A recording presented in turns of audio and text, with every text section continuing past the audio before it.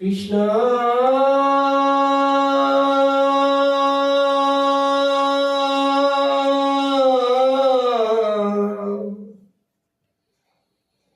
कृष्णा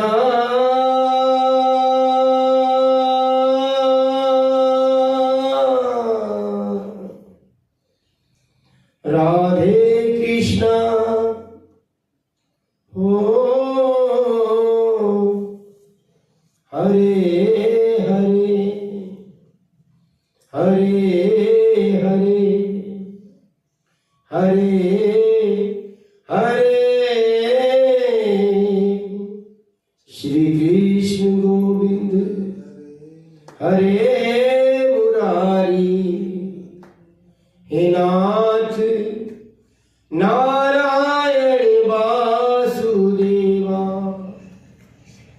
पितुमात स्वामी सखा हमारे पितुमात स्वामी सखा हमारे हे नाथ नारायण वासुदेवा श्री कृष्ण गोविंद हरे मुरारी हे नाथ नारायण वासुदेवा गीता में उपदेश सुनाया गीता में उपदेश सुनाया तुमने सोया विश्व जगाया तुमने सोया विश्व जगाया फल इच्छा से रहित कर्म को हर मानव का धर्म बताया हर मानव का धर्म बताया रहेंगे हम सदा ऋणी तिहारे रहेंगे हम सदा ऋणी तिहारे हे नाथ नारायण वासुदेवा श्री कृष्ण गोविंद हरे मुरारी हे नाथ नारायण वासुदेवा बोलो श्री वृंदावन बिहारी लाल। प्रथम अध्याय का महात्म्य। एक समय कैलाश पर्वत पर महादेव जी और पार्वती की आपस में गोष्ठी हुई। पार्वती ने पूछा, कहने लगी, हे महादेव जी, आप अपने मन में किस ज्ञान से पवित्र हुए हो?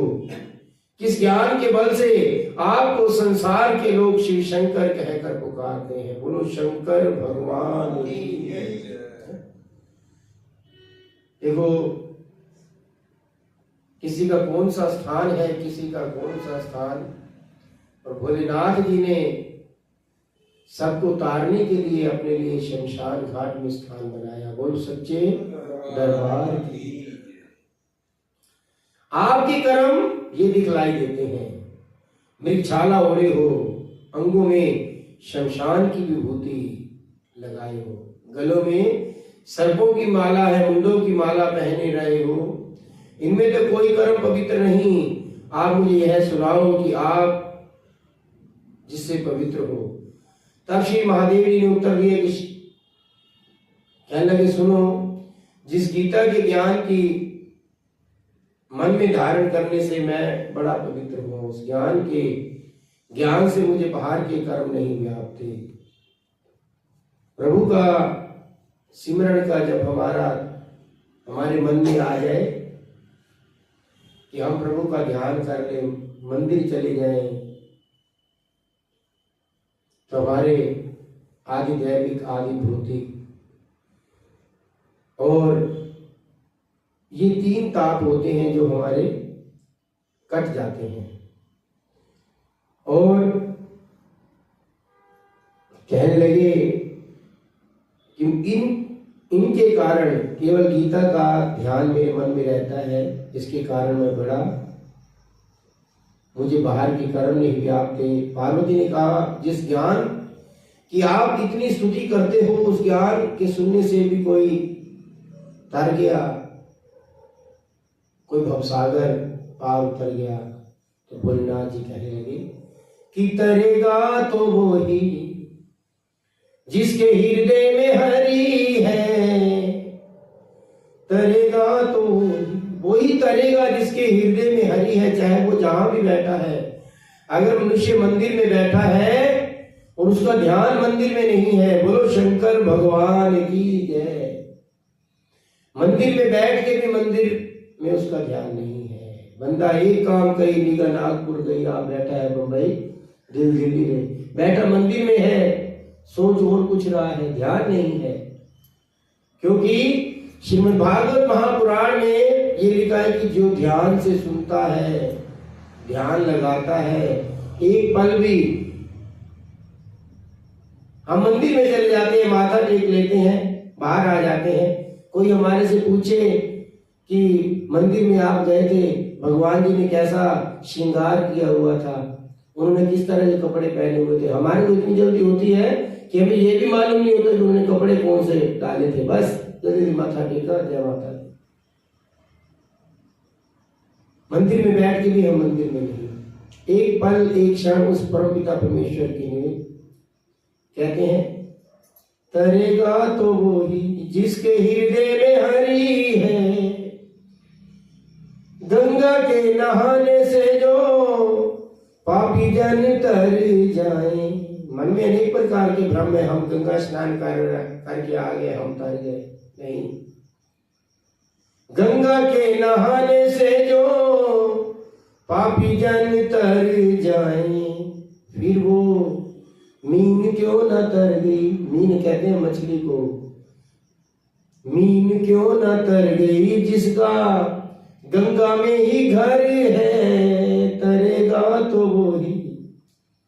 भस्म के रमाने से जो पापी जन तर जाए, भस्म के रमाने से जो पापी जन तर जाए, फिर वो सांप क्यों न तर गया है, फिर वो सांप क्यों न तर गया जिसका माटी में ही घर है, मिट्टी के दिल में रहता है?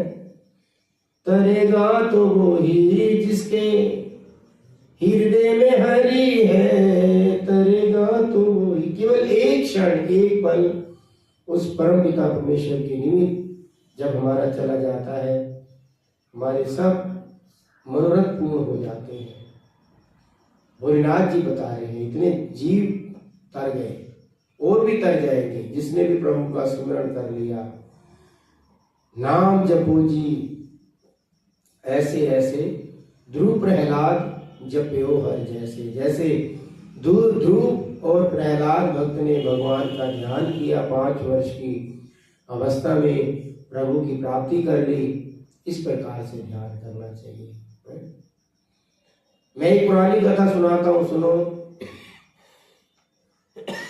एक समय पाताल लोक में शेषनाग की शैया पर श्री नारायण जी नेत्र बंद करके आनंद में मग्न थे।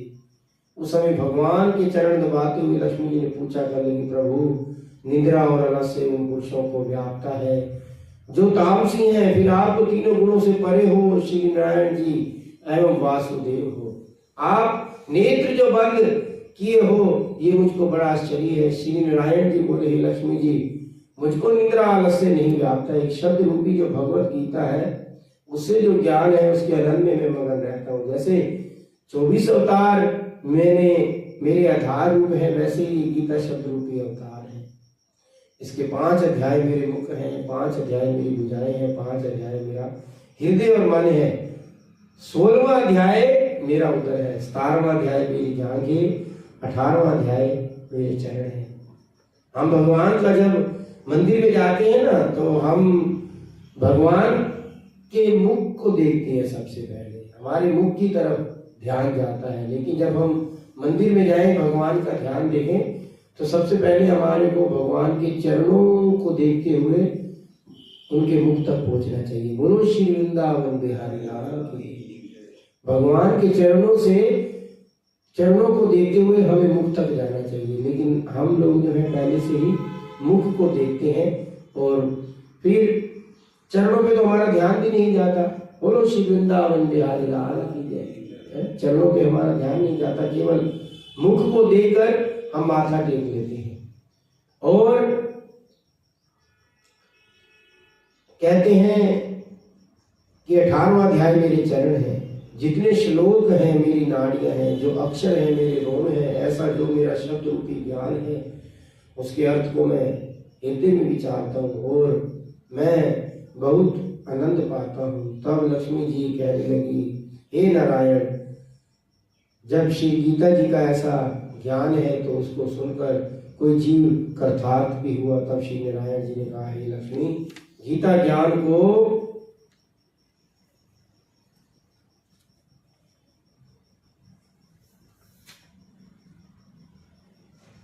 सुनकर बहुत से जीव कृतार्थ हो गए। तो सुन, कहने लगे श्री नारायण जी कि शूद्र वर्ण का एक प्राणी था जो चंडालों का नित्य काम करता था, तेल लवण का व्यापार करता था। उसने एक बकरी पाली। एक दिन वह बकरी चराने को वन में गया, वृक्षों के पत्ते तोड़ने लगा और वहां सांप ने उसको डस लिया। तुरंत वह मर गया। मरकर उस प्राणी ने बहुत से नरक भोगे। फिर बैल की योनि पाई। उस बैल को किसी भिक्षुक ने मोल ले लिया। भिखारी उस पर चढ़कर सारा दिन मांगता फिरता और जो कोई मांग कर लाता वह अपने कुटुंब के साथ मिलकर खाता। बैल सारी रात जो है द्वार पर बंधा रहता। उसके खाने पीने की वह कोई खबर नहीं लेता था। थोड़ा सा भूसा उसके आगे डाल दिया। इस प्रकार कई दिन बीत गए। बैल को भूख के मारे जो है वो गिर पड़ा, मरने लगा। अब बैल के प्राण नहीं छूटते थे। एक दिन एक गणिका आई। उसने लोगों से पूछा, यह भीड़ कैसी है? तो उन्होंने कहा, इसके प्राण नहीं छूटते, अनेक पुण्यों का फल दे रहे हैं तो भी इसकी मुक्ति नहीं होती। गणिका ने कहा, मैंने जो कर्म किया उसका फल मैंने इस बैल के निमित्त किया। बोलो श्री वृंदावन बिहारी लाल की। बताओ, गणिका ने इतने ध्यान से, उस वेश्या ने उस प्रभु का इतना ध्यान किया कि उसने कहा कि मैंने जितना भी प्रभु का ध्यान किया इसका फल मैंने इसके निमित्त कर दिया। उस बैल के तुरंत उसके प्राण छूट गए और उस बैल ने ब्राह्मण के घर जन्म लिया। पिता ने उसका नाम सुशर्मा रखा। बड़ा होने पर पिता ने उसको पढ़ाया। उसके पिछले जन्म की सुधि रही। उसने एक दिन मन में सोचा कि जिस गणिका के मुझे बैल की योनि से छुड़ाया था उसके दर्शन करूं। विप्र चलता चलता गणिका के घर गया और कहा, तू मुझे पहचानती है? गणिका ने कहा, मैं नहीं जानती तू कौन है, क्योंकि तू विप्र है, ब्राह्मण है, मैं एक वेश्या हूँ। तब विप्र ने कहा, मैं वही बैल हूँ जिसको तूने अपना पुण्य दिया था, तुझे मेरी मुक्ति हुई। अब मैंने विप्र के घर जन्म लिया तो अपना पुण्य बता। वेश्या ने कहा, मैंने अपनी याद में कोई पुण्य किया, पर मेरे घर में एक तोता है, वह सवेरे कुछ पढ़ता है, उसके वाक्य में सुनती हूँ। उसी पुण्य के फल मैंने तेरे निमित्त कर दिया। तब उस विप्र ने तोते से पूछा, तू सवेरे क्या पढ़ता है? तोते ने कहा, पिछले जन्म में मैं ब्राह्मण का पुत्र था। पिता ने मुझे गीता के पहले अध्याय का पाठ पढ़ाया था। एक दिन मैंने अज्ञानवश गुरु का अपमान किया। तब गुरु जी ने मुझे श्राप दिया कि तू तोता हो जा। तब से मैं तोता हुआ। एक फंदक पकड़ कर ले गया। एक ब्राह्मण ने मुझे मोल ले लिया। वह ब्राह्मण भी अपने पुत्र को गीता का पाठ पढ़ाता था। तब मैंने भी वह पाठ सीख लिया।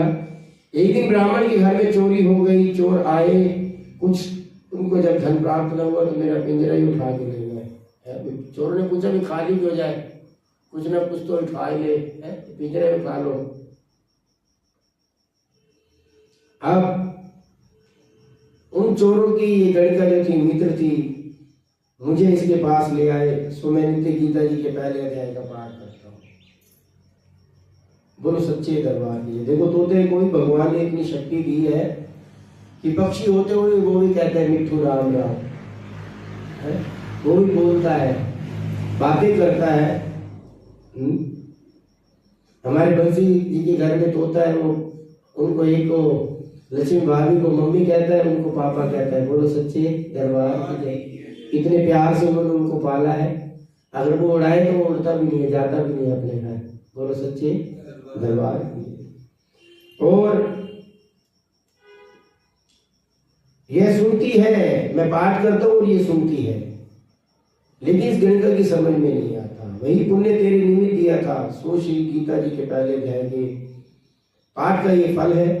तब विप्र ने कहा, हे तोते, तू भी विप्र है, मेरे आशीर्वाद से तेरा कल्याण। सोई लक्ष्मी इतना कहने के पश्चात तोते की मुक्ति हो गई। उस गणका ने पहले कर्म ग्रहण किए, नित्य पाठ करके गीता का प्रथम अध्याय का पाठ करती। इस तरह भले विप्र क्षत्रिय वैश्य अतीत उस वेश्या की पूजा करने लगे।